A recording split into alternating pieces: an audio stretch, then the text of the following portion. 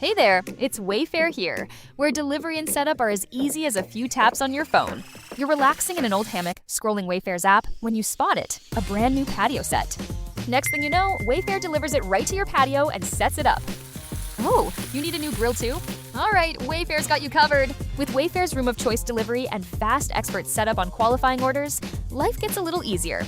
Visit wayfair.com or the Wayfair app. Wayfair, every style, every home.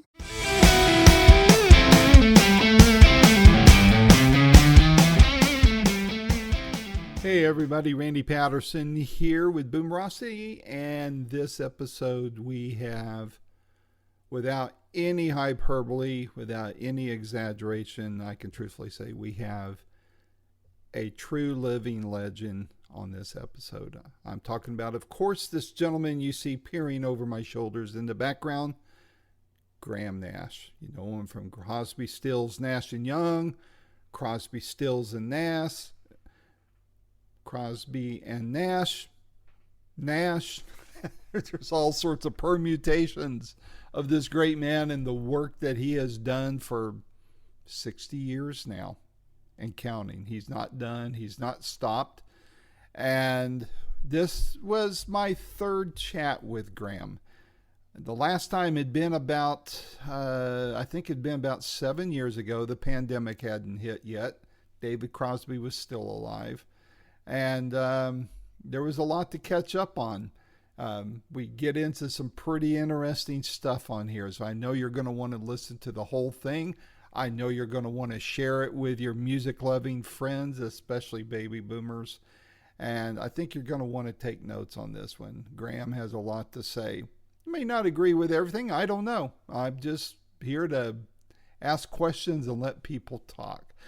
As always, please, if you're not already a subscriber, hit that subscribe button. It's not going to cost you a dime. And if you're liking what you're hearing, hit the like buttons on any of the interviews you hear on this channel or on this podcast.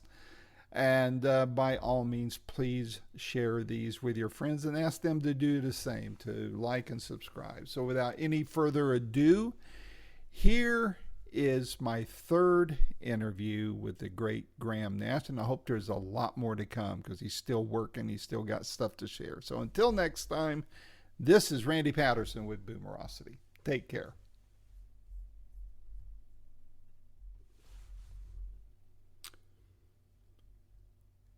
Hello.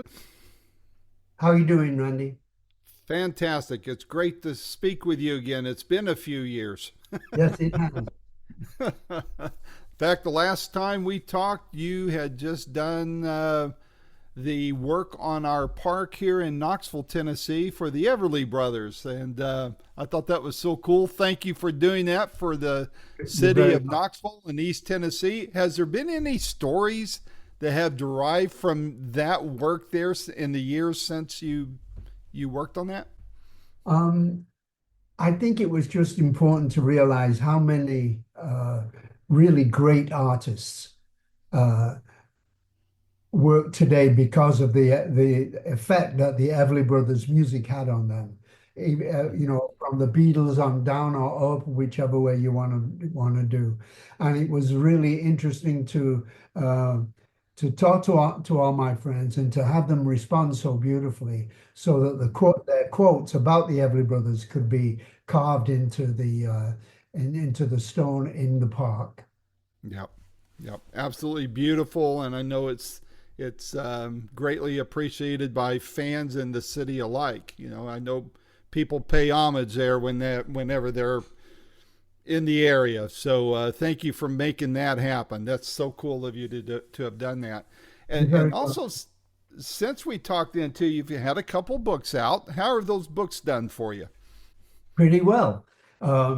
Especially the audio book of my biography, Wild Tales, because I spoke it myself. Mm-hmm. So people that have enjoyed that book really enjoy listening to me talk about that, you know, read that book in my own voice. Mm-hmm. What's been the big feedback from fans who have heard the audio book as opposed to maybe those of us who only read it? I think they realize that first of all, I'm just like everybody else. I still put on my pants the same way as everybody else, unless you're a lady, of course. Oh, sometimes. Um, but they really liked the personal aspect of it because me speaking those lyrics rather than just reading them is a much more personal happening. Yeah. I find that to be true. I've heard other audio books and interviewed those authors, and I feel the same way. You feel like you're sitting there one on one, basically, kind of like how you and I are doing now. And people, I think that goes a long way, not only in people enjoying the book, but a connection with you as the author from that point forward. They feel like they know you a bit more personally than maybe they did in the past. And another book I'm working on right now is my second book of photographs. My first one, which was called A Life in Focus, uh, had had a lot of I don't know, about 180 pictures or something like that. And I'm working on my second book now, which is also about 180 images. My goodness. Wow. Yeah, I've given one or two of those away as gifts, and people loved it to my photographer friends and such. So they'll be thrilled to hear that, and as I am, I look forward to maybe we can chat again when that book comes out, and we can talk in more detail about that. That'd be great. I But have a title already, what is it? Life and Light. Ah, I like it. Because I know what I don't take pictures of. I've said it before, but I don't take pictures of kittens with balls of wool. I don't take pictures to match my couch. I don't take pictures of sunsets. I'd rather not use my camera as my memory. I'd like to remember what a beautiful sunset it was rather than take a picture of it. So Good I, point. I just I just realized that some really obscure, abstract images appear to me almost daily. I take my camera with me everywhere I go. I'm using the latest iPhone software that makes a decent size image, um, and so I take surreal moments that happen in front of me almost daily. I'm the same way. That's just something that's just interests me, and then I look back at it and I think other people might like that, so I post it on Facebook, that type of thing.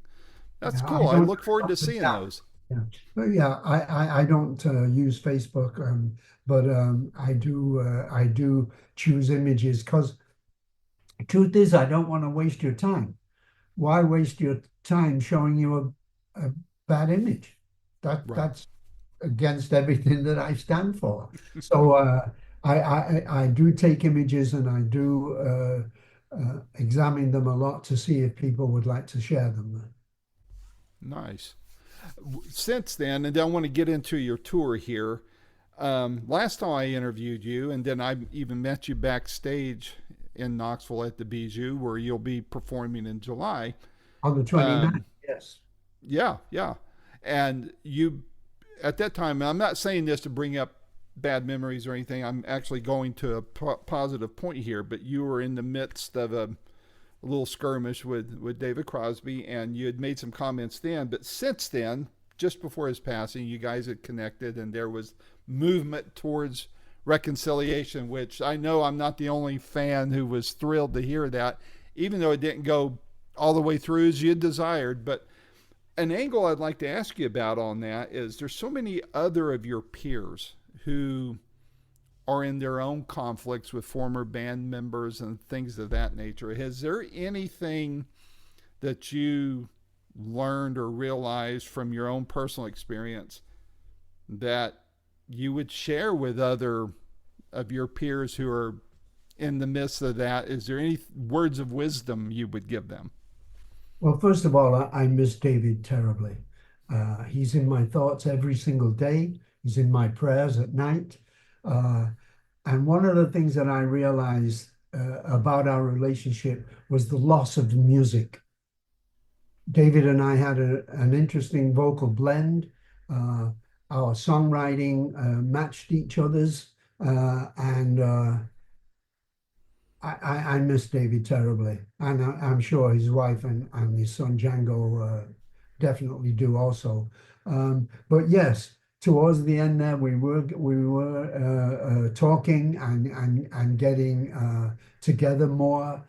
Uh, I set up, he emailed me and said he wanted to talk to me, and I wrote back and said, well, you really don't like me, so why should we talk? And then he FaceTimed me and said that he wanted to apologize for some of the things that he had said about me and my music. And I set up a FaceTime with him for 2 o'clock my time in New York City. And it would have been about 11 o'clock in the morning in California where David lived.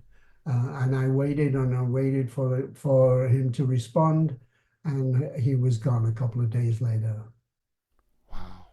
Wow. That's what can other bands and artists learn from all that, in your opinion? That you must treasure the relationship.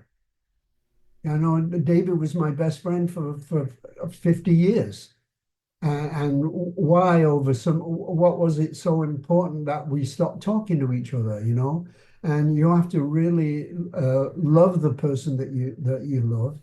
And you have to cherish that relationship and remember that, you know, he was like my brother. And with brother, I never had brothers. I had two sisters, but I never had brothers. And I realize that sometimes we agree and sometimes we don't agree. And it's okay to do that because that's what a relationship is. So I think if I had any advice, I would ask people to follow their heart, and realize that you do love this person, and it's okay to argue, and it's okay to have a different opinion, and all that stuff is okay because you have a decent relationship, and that's what I miss mostly about David. Mm. Well, thank you for sharing that. I know fans will love hearing that. So you're going on tour. You're coming to Knoxville again, among other places. What can fans expect on this tour? If anything, because the world today is completely chaotic, I mean, both politically and in terms of climate change, this world is in a crazy place right now, particularly with the Trump administration. So I think if you come and see me, you can expect a couple of hours of relative peace. Good. But do I speak about Trump? Occasionally. Do I play songs that they love? Yes. Do they listen to brand new songs that were written maybe that morning? Yes. So I think one of the things is if you want to listen to any of that kind of music that we did over the years, obviously Neil won't play any CSN stuff. Obviously Stephen has stopped touring and stopped performing. And David, of course, is not with us anymore. So if you want to hear those songs, the only place you're going to hear them is coming to see me. Well, I know that for me personally, the first time I saw you was in Dallas about, I don't know, 13, 14 years ago, and you were with David and Stephen. One of the best shows I ever saw. It was absolutely amazing and historic for me. Being towards the tail end of the baby boomer generation, I felt like I was listening to Big Brothers getting together. Not the Big Brother, but Big Brothers getting together and enjoying singing together again. 1984 things, yes. That's right, yeah. Didn't want old George in there anywhere, so. Which I just finished reading again. Yeah, I mean, isn't it weird that that's how prophetic, not weird, scary, how prophetic that book is becoming more and more Yes. than we thought 40 years ago even. Yeah, I mean, all those years ago, we thought Richard Nixon was crazy.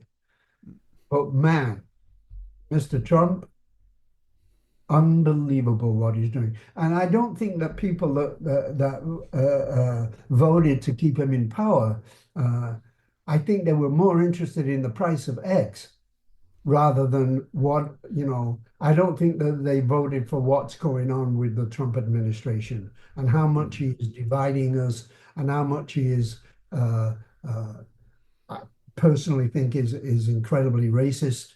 Don't forget that Woody Guthrie wrote a song about Trump's father, about his racism, where he would not rent apartments to black people. I So didn't realize that. right. That's interesting. Very Yeah, you interesting. should check that song out. It's incredibly pathetic. And so once again, I think if you come and see me, you can have a couple of days of a couple of hours, excuse me, of relative peace.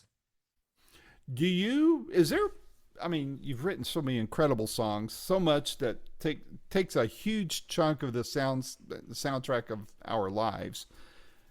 Is there still a song when you get up on stage and you sing it every night or most nights that still hits you the same or greater emotionally as it did when maybe you first wrote it? Yeah, there are several. Obviously, Chicago, we can change the world. I still believe that music can change the world. Uh, Military Madness, of course, Immigration Men, and they're all incredibly relevant today. I mean, immigration is on the front page of the New York Times this morning. And even a song like Teach Your Children is still relevant today. And it amazes me that my music, I'm honored that my music has lasted so long, but holy Toledo, we haven't learned much from history, have we? No, we haven't. Something you might find interesting. I meant to research it to see when it exactly came out, but when I was a kid, grew up in Phoenix. I office out of the Smoky Mountains way down south, as somebody you may know once sang. But there was a Christian group, a Christian artist, who back in the early 70s recorded Teach Your Children. And so I'm sure you had a little bit different angle of what you meant by that, but collectively and maybe at a higher level, that lesson from that song was used to apply to so many different people, and they did a very good job on that song. I'm sure it's out in the ether somewhere. Yes. But I mean, did it ever strike you that when you wrote a song like that, that somebody might be singing it in church somewhere, especially in the deep South, maybe? Yeah. Well, music is magic like that. It reaches places that you never thought it would. I had an email from a friend who was listening to Teach Your Children in Kathmandu, and that's a long, long way away from where I wrote it. But it's one of the magic parts of music. You always remember the first time you ever kissed somebody and a piece of music was playing, and when that music comes on again, you go immediately back to that moment. That's one of the magics of music. And it's one of the reasons why I do what I do, so that all of us baby boomers, A, can maybe remember lessons learned from way back then, and to bum your title of a song, teach our children well from that. I think there's a lot of relevancy that we still have, and obviously you guys have, because kids are playing your music, they're listening to the music, they appreciate it more than I think they will their own generation's music somewhere down the road. To that point, what's one thing in your opinion that you think maybe the younger generations misunderstand or don't get about or from the Woodstock era? I mean, back then, a lot of purpose, a lot of, there was a lot going on, obviously. The lessons learned from there, and even what's been remembered and thought about. What do you think the younger generations are missing from all that, if anything? I do find that a lot of new musicians are scared of retribution from Trump. You know, when you say something, I mean, God bless Bruce Springsteen. I mean, God bless him. He is telling the truth. He's talking a great deal on his tours about what he sees going on in America that he loved. And I love this country too. I've lived here for 50 or 60 years since 1968. I've been an American citizen because I wanted to raise my voice. I wanted to voice my opinion. Um, and I think that a lot of people are scared of what might happen to them if they get too raucous about the Trump administration. I personally am old enough to realize that that he can't do much to me, and that's why I talk about him nightly in my shows. A lot of people sometimes, and it's happened recently, where I was playing, 5 minutes away from where I was actually playing that night, there was a store called Super Trump. And it sold everything to do with Trump, all the T-shirts, all the hats, all the coins, everything. And there was one person there who didn't like the fact that I mentioned Trump when we were talking about world wars, particularly Russia against Ukraine and Israel against Gaza and this new war against Iran, which I really truly believe is used as a distraction from the Epstein files. So and this one person shouted out, "Just play music," and my response was, obviously you've never been to a Graham Nash show before, or a Crosby, Stills and Nash, or a Crosby, Stills, Nash and Young, or a Crosby Nash. I said, we always speak. My wife, Amy, sent me a wonderful quote by Nina Simone. And Nina Simone said, no matter what kind of an artist you are, a musician or a painter or a sculptor or a photographer, you must reflect the times in which you live. And I've never forgotten that quote. And that's what we always tried to do with Crosby, Stills and Nash and CSNY.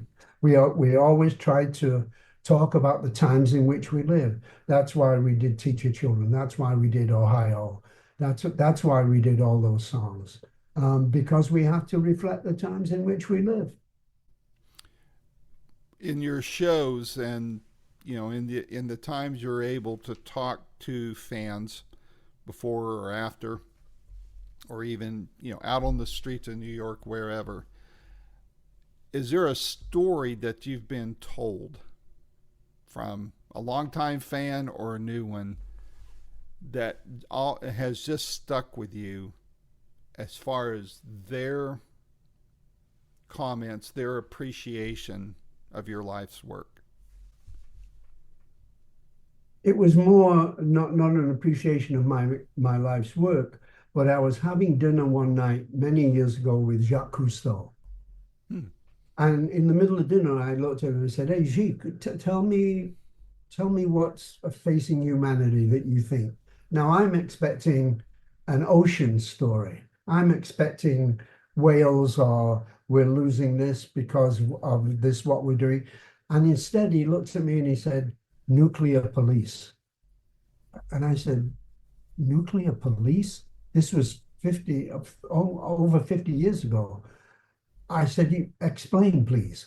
And he told me the snake that happens in the nuclear industry, from the miners dying from radon poisoning when they're digging up uranium, to the movement of nuclear waste, on trucks around cities, to where we're storing nuclear waste. We still have not found a real great place to store, some of this nuclear material, whose half-life is tens of thousands of years. We're only 250 years old as a country, and so it was very interesting, and that started the no nukes movement in the United States when we did those 5 nights at Madison Square Gardens. Bonnie and Jackson and James and myself really wanted the people to know what was going on really with the nuclear program. And nowadays, they're thinking of making nuclear plants, particularly to power AI data centers. Uh, and I know that once the AI is out of the tube, you can't push it back, and I know that we have to deal with it. But I think that people that use AI have to, and talk about climate change, are being a little hypocritical because we know how much water the AI data centers uses. We know how much electricity they use. We know a lot about it. And so what Jacques Cousteau told me all those many years ago is still relevant even today. Interesting. Yeah. And I'm watching our time, so I'm going to be very respectful of it. I know you're on a schedule. But you mentioned AI, and if we had time, I wanted to ask you, with regards to music, what are your thoughts on AI and how it's going to affect the music industry? And if you want, what are your thoughts about your peers and others selling their catalogs at this stage in life? Good, bad, indifferent, whatever. And just run with either one of those or both in any direction you want to go. I was very interested to read what the Pope said this morning about AI being the new Tower of Babel. And I thought that was very interesting. And of course, like I said, we can't push the toothpaste back in the tube, and we have to deal with it, but we have to deal with it responsibly. AI right now, of course, can't be human. It can't be emotional.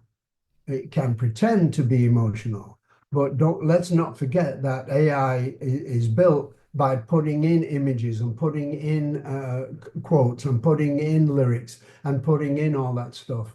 And so, sometimes it can be terribly wrong if you ask AI a question. It doesn't have, but we're thinking that it's the truth once again.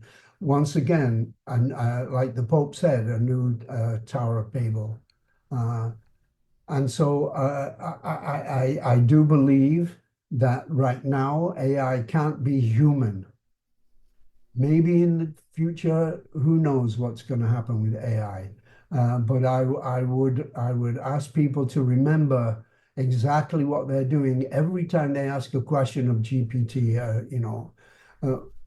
or OpenAI or any of the other AI platforms. Every time you ask a question, water is being used, electricity is being used, and to a very bad effect. And so that's what I would say about AI. How about catalogs being sold? I think it's very interesting. I know that there are fortunes being spent on catalogs, particularly people like Bob Dylan, who I don't know. The rumors are that it was over $400 million. I do believe that musicians have the right to sell their catalog. It's part of what they did. Particularly if they can control the publishing and where it's used. So I'm not against that at all. Good. Interesting. I just wonder where somewhere down the road after we're gone, the meshing of AI and whoever controls the catalogs, what that combination will do. I mean, we won't be around to see it in all likelihood, but one thing I keep telling artists, I hope it means better accounting and royalties being paid, because there's no excuse for that now. AI can monitor it all, and It can, and particularly, I mean, look at what ABBA did. Holy Toledo, they make a couple of $1 million each week because they are being projected on stage as if they're live. mm-hmm. And that's amazing to me. And one day maybe CSNY can perform again. but it will be AI projections of what we are now. Mm-hmm. That's going to be an interesting time. Kind of scary, like you were saying earlier. I don't know how I feel about it yet, but it's going to be, you know, in the near term. I just hope it translates to better accounting, Yes. and better money paid. If the corporations wind up owning the catalogs, you know, the better accounting is going to happen. Well, it depends how you sell it. You know, you can Exactly. we know that you can definitely control where it's used. You know, people have sold their catalog and said you can't use this for military purposes, you can't use this Yeah. for, and so you can control it to a certain extent. That's good. Good deal. Well, Graham, thanks again for meeting with me on this, and I look forward to seeing you in Knoxville in July. And hopefully, maybe I can sneak backstage again, say hi, shake your hand, have you sign my books for me, if you don't mind. No problem at all. No problem All at right. all. I'll see Well, you on stay the healthy. There you go. Stay healthy and enjoy your relationship with Amy. I think it's a beautiful one. Thank you very much, Alan. Bye-bye. Take care. Bye-bye. Bye-bye. This has been another fun-filled episode of Boomerocity with your host and producer, Randy Patterson. The theme song for Boomerocity is Roll the Dice and is recorded and used by permission from Quentin Hope. Quentin is spelled Quinten, and Hope is Hop as in Paul, E. And you can find out more about Quentin Hope and his music at quintenhope.com. Post-production is done by Cardinal Sins Productions. The Boomerocity name, logo, and content is copyright protected. Segments may only be used with written permission by Boomerocity and or its assignees. Inquiries should be directed to input@boomerocity.com. Copyright 2026.